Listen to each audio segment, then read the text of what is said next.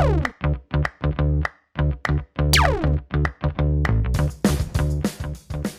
अंकित भाई, क्या हाल है? एकदम बढ़िया लोकेश भाई, कैसे हो आप? बढ़िया बढ़िया। जो भी देख रहा है, मैं इंट्रोडक्शन देता हूँ। ये फिलहाल राजस्थान रॉयल्स के स्क्वाड में है। इसके पहले आईपीएल में सीएसके, केकेआर और किंग्स इलेवन पंजाब के लिए भी खेल चुके हैं। उसके अलावा इंडिया ए के लिए भी खेले हैं और करंटली यूपी के रणजी ट्रॉफी टीम के कैप्टन भी है ये। तो अंकित भाई, आपका कैसा चल रहा है क्वारंटीन?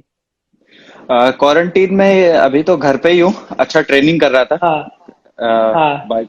अच्छा है कि मेरे पास खुद का सेटअप घर पे जिम का लगा रखा था, तो घर पे अच्छा वर्कआउट किया पूरा। और हम्म। अच्छा रिकवरी टाइम भी मिला है। एक्चुअली जो वर्कआउट के साथ जो रिकवरी टाइम मिलता है वो बहुत बढ़िया रहा। और ये आप वो वाले ब्रीड से आते हो, यूपी के फास्ट बॉलर्स के, जो मतलब पिछले कुछ 10-15 साल से बहुत ज्यादा ऊपर उनको गिना जाता है। जैसे अब यूपी ने बहुत सारे फास्ट बॉलर्स दिए हैं पिछले 15 साल में इंडियन टीम को। प्रवीण कुमार बोलो, आरपी सिंह, सुदीप त्यागी, भुवनेश्वर कुमार, और अभी आप भी आ रहे हो। तो ऐसा क्या है यूपी के मिट्टी में जो इतने सारे फास्ट बॉलर देख के बाद एक आ रहा है? एक्चुअली में हमारा जो पुराना कल्चर था वो फास्ट बॉलर का था। जैसे हमारे यहाँ के हम्म पहले जो कंडीशन होती थी रणजी ट्रॉफी या बो ट्रॉफी के लिए, वेदर पे जैसे ठंड बहुत पड़ती है यूपी में, तो वो हम्म कल्चर बन गया था कि फास्ट बॉलर बनना है, क्योंकि स्पिनर को उतना हेल्प नहीं मिलता जो बो ट्रॉफी के टाइम पे। तो उनका परफॉर्मेंस उतना नहीं रहता था, तो प्लेयर क्या होते थे, देखते थे कि फास्ट बॉलर अच्छे हैं। और फिर ऑब्वियसली हमारे जो प्रवीण भाई थे या आरपी भाई, तो उनको देख देख के बहुत सारे प्लेयर ऊपर आए। एक हमारे सबसे हम्म पहले प्लेयर थे जैदी भाई। तो उन हम्म। लोगों को देख देख के आदमी क्या हुआ कि जितने भी प्लेयर्स उनको देखते थे, वो एक कल्चर सा बनता चला गया कि फास्ट बॉलर बनना है। और फिर आप फास्ट बॉलर बनना है, ऐसा कब डिसाइड किया आपने? आपने क्रिकेट कब से स्टार्ट किया मतलब? एक्चुअली क्रिकेट जो प्रोफेशनल क्रिकेट से पहले मैं टेनिस बॉल क्रिकेट बहुत खेलता था। तो उधर पे भी टेनिस बॉल पे अच्छा रहता था, बॉलिंग ही करता था, बॉलिंग ज्यादा करता था वहां पे भी। तो वो धीरे धीरे जब मैं वहां पे करता, तो एक हमारे प्लेयर थे मानविंद सिंह वहां पे, उनको मैं हम्म। बॉलिंग करने कभी कभी जाता था लेदर बॉल से। तो एक इंटरेस्ट आया कि यार लेदर बॉल खेलने में बहुत अच्छा लगता था, मजा आ रहा है। उसके बाद धीरे धीरे करके मैं फिर ग्राउंड पे जाना चालू किया, कमला क्लब में स्टार्ट किया पूरा। वहां से धीरे धीरे ये अंडर 16, 19, फिर 23 रणजी ट्रॉफी ऐसे करके आगे आया। और 16-19 के बाद फिर आप रणजी ट्रॉफी में आए। तो रणजी ट्रॉफी का जो 2012-13 वाला एक्सपीरियंस था वो कैसा था? उसमें आप यूपी के लिए सेकंड हाईएस्ट विकेट टेकर भी थे। मतलब बहुत अच्छा सीजन गया था आपके लिए। वो एक्सपीरियंस कैसा था आपका? जब मैं 19 के बाद मैच खेल के वहां पे 25 का मैच खेल के मैं डायरेक्ट वहां पे पहुंचा, तो काफी जो हमारे सीनियर्स थे, चावला भाई हो, रैना भाई हो, या हम्म आरपी भाई नहीं थे, सॉरी। उस टाइम पे चावला भाई थे, चावला भाई और रैना भाई थे वहां पे। तो वो बहुत सपोर्ट कर रहे थे। साथ में भूवी भाई के साथ बॉल डालने का मौका मिला था। भूवी भाई इंडिया नहीं खेले थे उसी सीजन में, वो इंडिया में कॉल हुआ था उनका।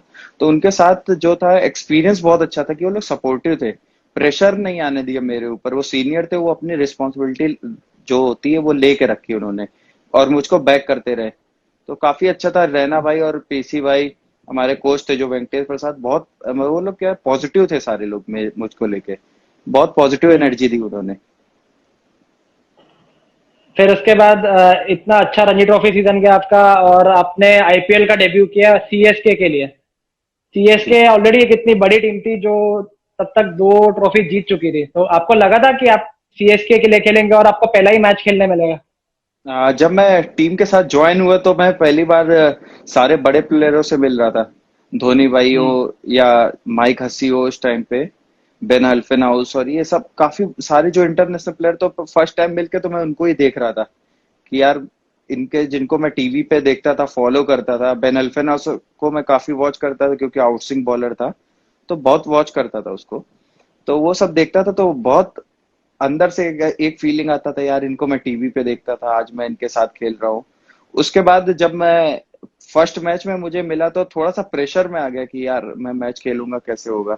और सबसे ज्यादा प्रेशर उस टाइम पे फील हुआ जब मैं बॉल पहला ओवर जब डालने जा रहा था, सामने रिकिंग पॉन्टिंग फेस कर रहे थे, तो मुझे बहुत प्रेशर था उस टाइम पे। मुझे कुछ समझ में नहीं आया कि क्या करना क्या है मुझे। फिर रैना भाई उसी टाइम पे आके बोल के गए कि अंकित अच्छे से डालना है, कुछ सोचना नहीं है, जैसा रणजी ट्रॉफी या सैयद मुश्ताक में करता आ रहा है बस वैसा ही करना है। तो फिर वहां से थोड़ा सा कॉन्फिडेंस आया। और वही मैच में आप बोल रहे हो आप रिकी पॉन्टिंग को देख के नर्वस थे, बट आपने उनको ही वही ओवर में आउट भी किया। तो वो एक्सपीरियंस कैसा था? वो सेटअप करके आपने शॉर्ट बॉल डाला या बस ऐसे ही डाल दिया शॉर्ट बॉल कि देखा जाएगा क्या होगा? नहीं, वो फर्स्ट बॉल था, सेकंड ओवर का फर्स्ट बॉल था मेरा। और मैं प्री हम्म। प्लान मैंने बाउंसर मारा था कि अगर इस पे बाउंसर मारते हैं तो क्या वो पहला बॉल है, अगर चांस विकेट लेने का भी चांस है और रन पड़ने का भी चांस है, दोनों ही थे। तो मैंने उनको बाउंसर मारा, प्रॉपर बाउंसर मारा, क्योंकि वो पुल मारने जाते ही जाते हैं, जैसा रिकी पॉन्टिंग बताते हैं दुनिया में बेस्ट बैट्समैन है जो पुल मारते। तो उनको हम्म। मैंने वो बाउंसर ट्राई किया, और मेरे हम्म। मेरा लक भी अच्छा था कि वो टॉप एज हुआ और वो सीधे स्लिप में अश्विन भाई के हाथों पे आउट हुए। तो वो प्री प्लान उधर से मैंने किया। उधर से कॉन्फिडेंस कितना आया कि अब मैंने पहला विकेट ही रिकी पॉन्टिंग का ले लिया है, अब तो मैं किसी को भी आउट कर सकता हूँ, ऐसा कुछ कॉन्फिडेंस आया अंदर फिर? नहीं, एक्चुअली मैं वो नर्वसनेस वहां से खत्म हो गई थी मेरी। जो नर्वसनेस थी उस टाइम पे कि यार मैं क्या बॉलिंग कर रहा हूँ, ये सब, वो नर्वसनेस खत्म हो गई वहां से मुझे। फिर जो होता है इंटरनेशनल क्रिकेट का, वो रिदम में आ गया मैं वहां से। और उसके बाद फिर थोड़ा डिसअपॉइंटमेंट था क्योंकि सीएसके के लिए ज्यादा आपको वो साल खेलने नहीं मिला। एक्चुअली उसके बाद मैं इंजर्ड हो गया था, मेरे थोड़ा सा ग्रोइन हम्म। प्रॉब्लम हो गई थी, तो फिर उसमें मैं वहां से टीम से भी बाहर हो गया था हम्म। बाद में। क्योंकि रिहैब किया मैं वहां पे, 10 दिन का रिहैब किया, लेकिन आईपीएल का टाइम इतना छोटा रहता है कि आपको कमबैक करने में थोड़ा मुश्किल होता है, तो वहां से मैं फिर टीम से बाहर हुआ। फिर वही हम्म। नेक्स्ट ईयर भी वही इंजरी हुई, तो फिर 2 साल फिर मेरा गैप हुआ पूरा। फिर जब उसके बाद में आया, फिर केकेआर से फिर वापसी किया मैं। वो केकेआर में आने से पहले एक सैयद मुश्ताक अली का टूर्नामेंट होता मुंबई में ही, उसमें आपने बहुत अच्छा परफॉर्मेंस दिया था। मतलब मुझे याद है मैंने आपको फर्स्ट टाइम वही टूर्नामेंट में ऐसा मतलब एज अ बॉलर देखा था बहुत अच्छे से, क्योंकि मैं आपके मैचेस बीकेसी में थे, वानखेड़े में थे, और मैं जाता था उधर कुछ कुछ मैचेस देखने। तो इनफैक्ट मैंने पीसी भाई से पूछा भी था कि आपकी टीम में वो एक लंबा सा बॉलर है अंकित राजपूत करके, वो बहुत अच्छा है। तो आप आपका फिर केकेआर में सिलेक्शन हुआ तो उन्होंने मेरे को आपके बारे में बताया था कि नहीं बहुत अच्छा है, बहुत हार्ड वर्किंग है, ऐसा ऐसा करके। तो वो केकेआर में सिलेक्ट होने के बाद कितना खुश थे आप, या क्या रिएक्शन था फिर आपका? एक्चुअली उस साल मैंने पूरे जो, जब मेरा आईपीएल में वहां पे ऑक्शन में जब मैं अनसोल्ड हुआ, तो उसके बाद मैं सीधा एमआरएफ चला गया कि ये ट्रेनिंग करनी है यार, कि मुझ में कुछ कमी, इसकी वजह से मैं नहीं आ पा रहा हूँ या रणजी ट्रॉफी खेल नहीं पा रहा हूँ सही से, मेरे मुझ में कुछ कमी है। फिर मैं एमआरएफ में ट्रेनिंग किया, तो मैं अप्रैल में गया था और उसके बाद सितंबर में घर आया था मैं। तो वो जो ट्रेनिंग मैं किया उसका जो मुझे था, उसका ही रिजल्ट मिला मुझे खेलने पे वहां पे। हम्म। फिर रणजी ट्रॉफी में अच्छा गया, फिर उसके बाद सैयद मुश्ताक अली में भी अच्छा तेज बॉल डाला और रन भी नहीं थे, इकोनॉमी बहुत अच्छी इकोनॉमी थी। उधर गौती भाई बहुत इंप्रेस हुए मेरी बॉलिंग से, हम्म। तो उधर से ही फिर मैं केकेआर में गया। गौती भाई ने देखा वहां पे तो उनको अच्छा लगा मैं, तो फिर वो लेके गए मुझे केकेआर में। और शायद से आपका एक मैच था बीकेसी पे, यूपी वर्सेस दिल्ली का एक मैच था, वो भी शायद बहुत इंपॉर्टेंट मैच था, उसमें भी आपने बहुत अच्छी बॉलिंग डाली थी। जी। तो वो जो के वो एक ऐसा मैच था कि उसके वो जीतने पे हम फाइनल खेले थे, तो उसमें हम्म। सबने 100% अपना परफॉर्मेंस किया था। हाँ, तो वो केकेआर जब आपने ज्वाइन किया तो गौतम गंभीर के फर्स्ट वर्ड्स क्या थे? आपको क्या बोल के आपको मतलब वेलकम किया था टीम में? गौती भाई ने मुझे यहाँ पे मैच में देखा, तो जब मैं उनसे मिला तो उन्होंने सिर्फ इतना ही कहा था कि जैसा तूने बीकेसी में बॉल डाला था वैसा ही बॉलिंग करना है इधर पे आके, कुछ चेंज नहीं है यहाँ पे। तो हम्म। अच्छा, वो काफी अच्छे थे, वो हेल्पिंग थे, और बहुत सपोर्ट करते, जो नए यंग लड़के होते हैं उनको बहुत सपोर्ट करते थे। ये जब आप सीएसके के लिए खेल रहे थे फिर आप केकेआर के लिए खेले, मतलब महेंद्र सिंह धोनी के अंडर खेलने का एक्सपीरियंस कैसा था और गौतम गंभीर के अंडर खेलने का एक्सपीरियंस कैसा था? देखिए, दोनों कैप्टन अपनी अलग अलग जो थिंकिंग होती है उसके हैं, बट उनका एम सबका हम्म। एक ही है कि किसी भी तरह से ट्रॉफी जीतना। दोनों की थिंकिंग अलग हम्म। है बट एम एक ही है। देख, मैंने जैसे माही भाई के साथ है तो उनका थोड़ा सा कूल रहता है कि कूल रहे, कुछ भी है तो अपना कूल रहते हैं वो। गौते हुए थोड़ा हम्म। एग्रेसिव रहते हैं, बट दोनों की हम्म। थिंकिंग वही है कि हमें किसी भी तरह से मैच जीतना है। तो दोनों जगह पे अलग अलग चीज सीखने को मिली है कि कैसे कूल रह के काम करना है और कैसे अटैकिंग करना है। तो और फास्ट बॉलिंग में तो मुझे वही है कि एक टाइम पे आपको कूल भी रहना पड़ता है और एक टाइम पे आपको अटैकिंग भी रहना पड़ता है। हम्म। और फिर जब जो 2018 का आईपीएल ऑक्शन था, वो आपके लिए बहुत बड़ा था, बहुत इंपॉर्टेंट डे था। वो ऑक्शन के दिन आप किधर थे, और वो कैसे कैसे हुआ, किसने आपको बताया कि आप सिलेक्ट हो गए किंग्स इलेवन पंजाब में इतने इतने अमाउंट में? एक्चुअली उस दिन हमारा एक फ्रेंडली मैच हम लोग खेल रहे थे, जो प्रैक्टिस मैच जिसको बोल सकते हैं, फ्रेंडली मैच क्या, प्रैक्टिस मैच खेल रहे थे। हम्म। तो उस टाइम पे तभी, और मेरा शायद दिन का सबसे लास्ट मेरा ही था, तो मैं जब घर आ रहा था तो तभी मुझे फोन किया। मेरे मम्मी ने मुझे बताया, मम्मी और वाइफ ने दोनों ने बताया कि तुम्हारा इतने में।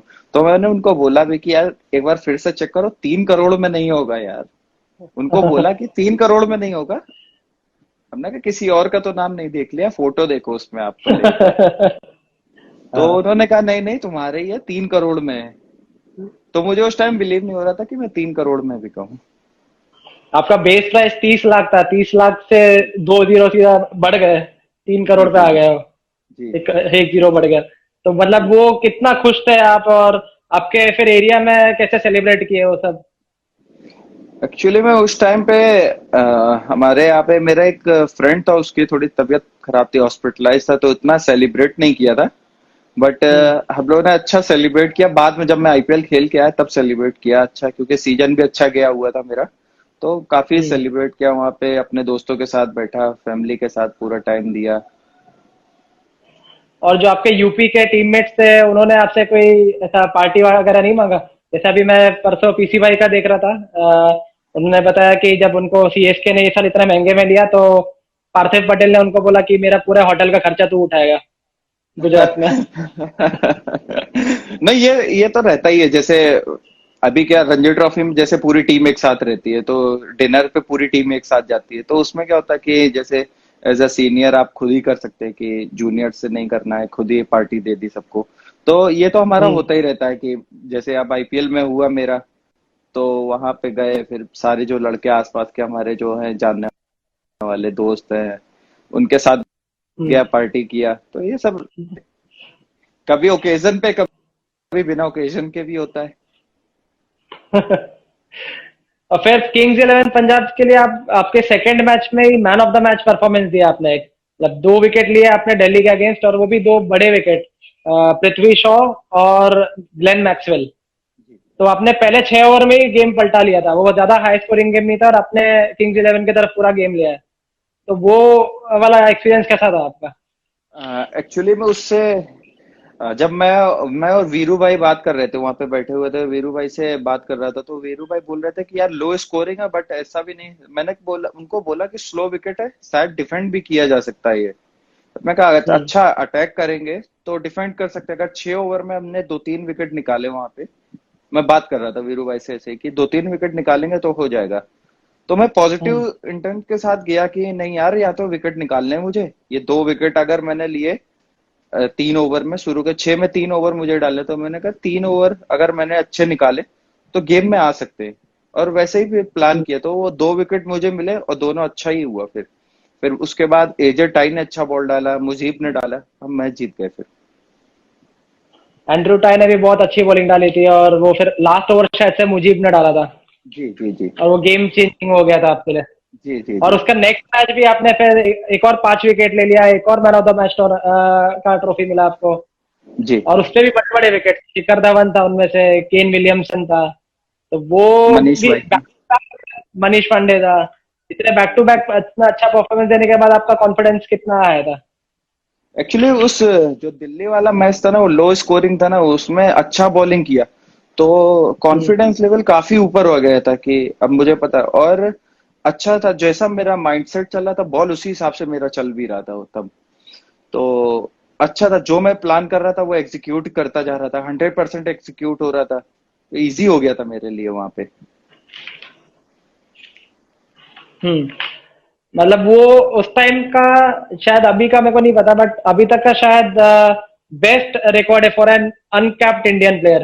वो जो आपका 5 विकेट का हॉल था, 14 रन देके आपने 5 विकेट लिए थे। एक्चुअली फर्स्ट वो फाइफर है अनकैप्ड प्लेयर का। हाँ, फर्स्ट फाइवर है अनकैप्ड प्लेयर का मेरा। जी। उसके बाद आपका मतलब कुछ रोल्स एंड रिस्पॉन्सिबिलिटी टीम में चेंज हुआ था, या आर अश्विन ने आपको आके बोला कि अभी आप हमारे प्रीमियर बॉलर हैं, आप सारे मैच खेलेंगे फॉर एग्जांपल, या कुछ नहीं, ऐसा हुआ था? आर अश्विन मेरे को पहले से जब कैंप होता था तो वो मुझे तभी से बोलता कि तुम्हारा अटैकिंग बॉलर है, कि तुमको नए हम्म। बॉल से स्विंग करा के विकेट लेने ही जाना है। तो हम्म। वैसा ही प्लान रहता था, तो उसके बाद भी कुछ चेंज नहीं हुआ, उसके बाद भी वैसे ही रहा। उन्होंने बोला था कि अपना अटैक करते हुए जाना है, तो हम्म। स्विंग तो वो बोलते जा रहे थे कि तुझे स्विंग कराना ही पड़ेगा। तो रिस्पॉन्सिबिलिटी बहुत ज्यादा नहीं बढ़ी थी। रिस्पॉन्सिबिलिटी तो वैसे भी अगर आप किसी टीम के लिए खेलें तो आपको ऑब्वियसली रिस्पॉन्सिबिलिटी है ही। आप किसी भी मैच में खेले, रिस्पॉन्सिबिलिटी तो आपको लेनी पड़ेगी।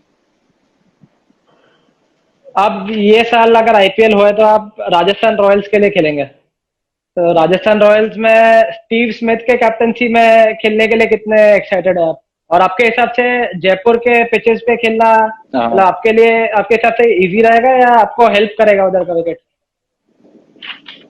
जयपुर के विकेट ऑब्वियसली दोनों जैसे होता है ना, डबल पेस विकेट है वहां पे अभी।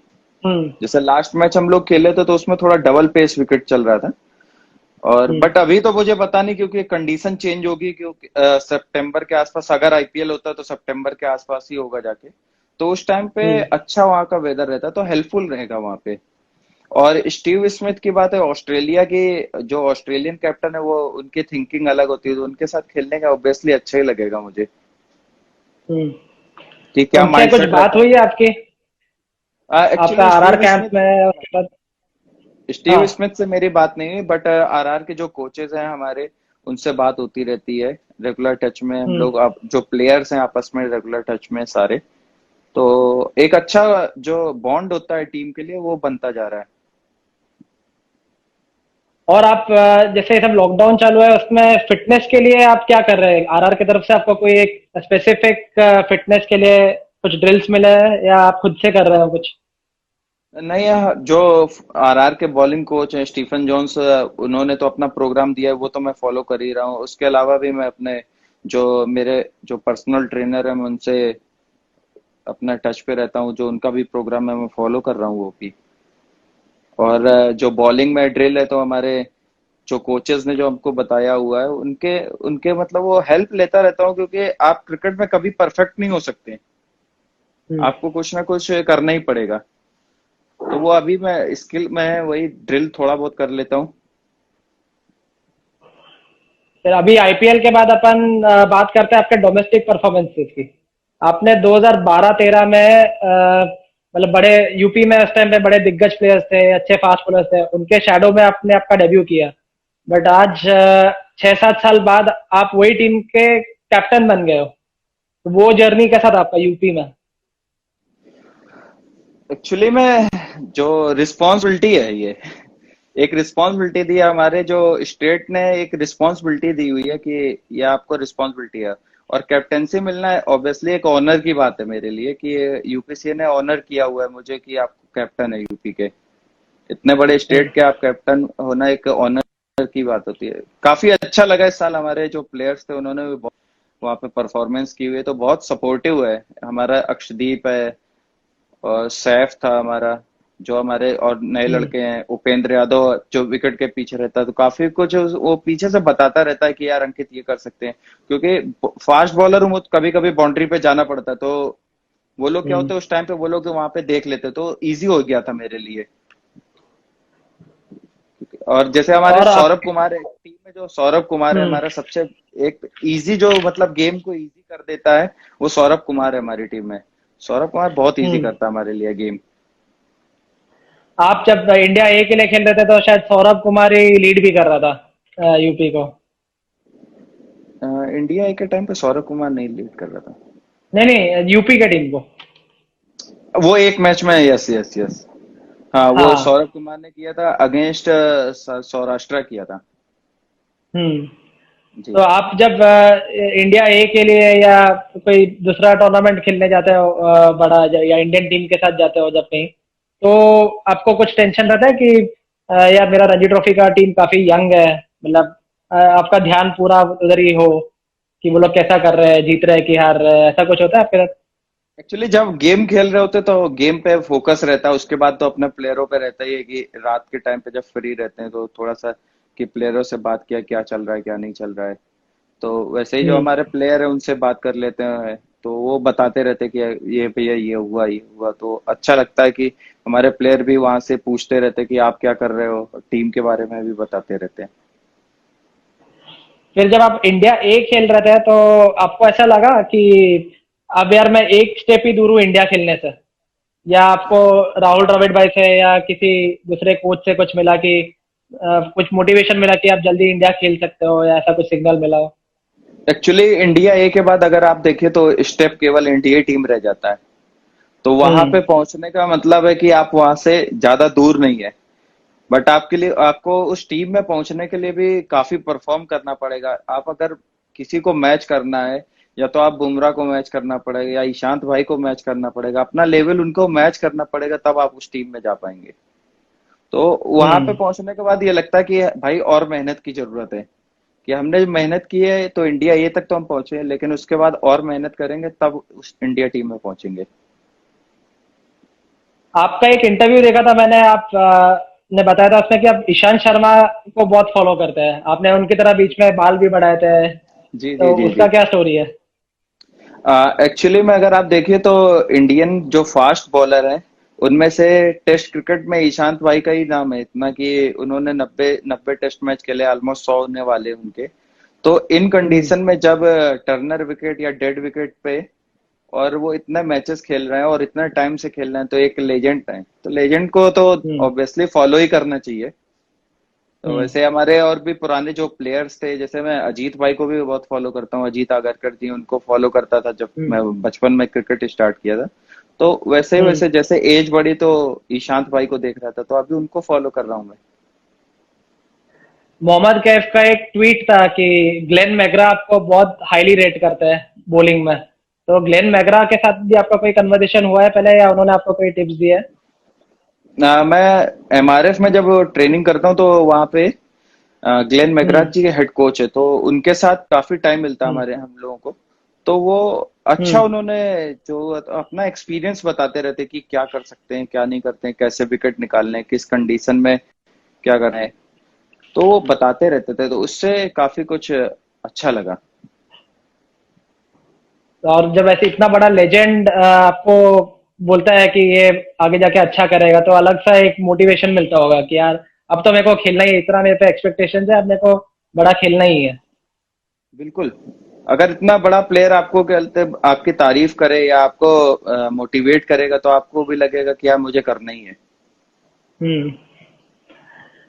और अंकित भाई, ये जो लॉकडाउन चल रहा है इसको लेके आपको आपके फैंस को कुछ मैसेज देना? लॉकडाउन में सिर्फ एक ही मैसेज है कि घर पे रहें, सुरक्षित रहें, मास्क पहन कर रहें, सैनिटाइजर का यूज करते हम्म। रहें, सोशल डिस्टेंसिंग बना के रखें, और थोड़ा बहुत हम्म। जो एक्टिविटीज है घर की एक्टिविटी करते रहें, जिससे थोड़ा हेल्दी रहेंगे, आपकी इम्यूनिटी सिस्टम अच्छा बना रहेगा। करेक्ट। तो मतलब जितना ज्यादा हम लोग घर पे रहेंगे उतना जल्दी हमको बाहर में निकलने मिलेगा। करेक्ट भाई, बिल्कुल सही कर रहे हैं आप। चलो, थैंक यू अंकित भाई हम लोग से बात करने के लिए। आई होप आप आगे वाले टाइम में और अच्छा क्रिकेट खेले और जल्द से जल्द इंडिया के जर्सी पहने। थैंक यू लोकेश भाई, थैंक यू वेरी मच।